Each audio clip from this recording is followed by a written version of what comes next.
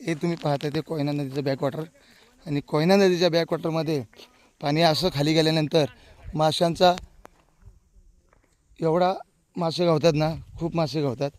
आणि मासे पकडण्यासाठी आम्ही सगळे तरुण पोरं आणि आम्ही सर्वजण असे ग्रुपने येतो आणि मासे पकडतो. तुम्हाला दाखवतो मासे मी थोड्या वेळात व्हिडिओमध्ये. मजा येते, एन्जॉय करता येतो. गावाला आल्यानंतर हाच एन्जॉय. आणि असा या सह्याद्रीच्या डोंगरातून व्हिडिओ पाहताना तुम्हालाही मजा येत असेल आणि मलाही मजा येते. असेच कुठेतरी नोकरी करतात, शहरामध्ये राहतात, 4 दिवस गावाला येऊन असं एन्जॉय करत जावा आणि मौज मजा करत जावा.